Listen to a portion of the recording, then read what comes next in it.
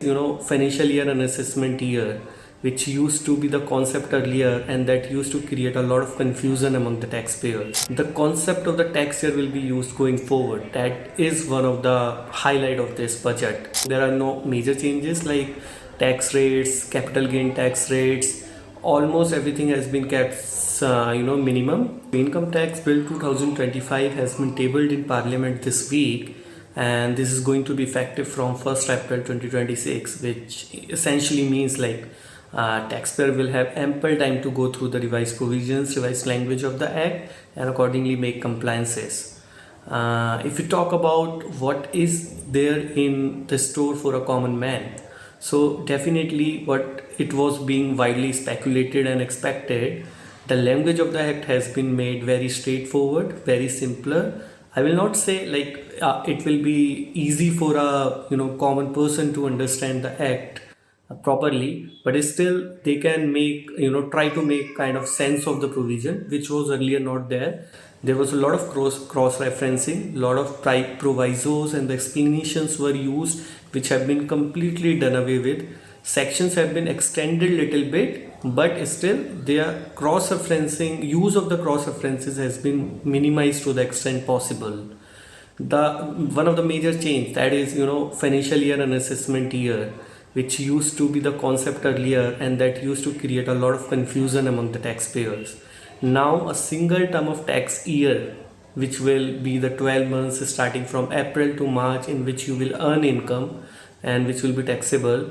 The concept of the tax year will be used going forward. That is one of the highlight of this budget, highlight of this new finance bill. And if we talk about what have been the policy changes, so there are no major changes like tax rates, capital gain tax rates. Almost everything has been kept minimum, because the intent of the new tax bill was to reduce the litigation and make the structural changes in the act. So number of the words used in the earlier act have been completely cut down to almost half in the new bill. So that is one of the very appreciable effort done by the government. And there is some of the good news, some of the bad news for a common man. If we talk about good news first, so earlier when you file your ITR and you forget to claim offer any income in the return to tax, and that income is appearing in your form 26A or form 16, so the tax department used to make a automatic adjustment while processing the return.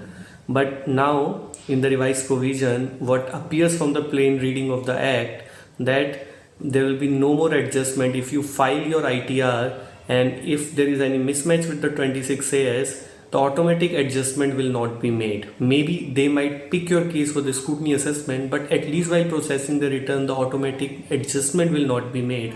So this echoes the Honorable Finance Minister's statement of trust first and scrutinize later. And if we talk about not so good news, what appears from the plain reading is that if you have filed your ITR after the due date, then you will not be eligible to claim the refund.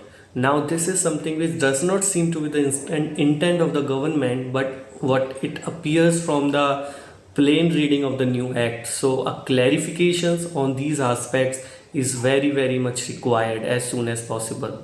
But the new act itself says like the a lot of tables have been used in the new act, so that earlier the information used to be scattered all over. For example, the all provisions related to charitable institutions, registration related provisions were present in some other sections, and then maybe their income tax return related provisions were present in some other sections. So now all these provisions which are relevant to particular group have been consolidated together, so the common man can go and easily interpret those provisions.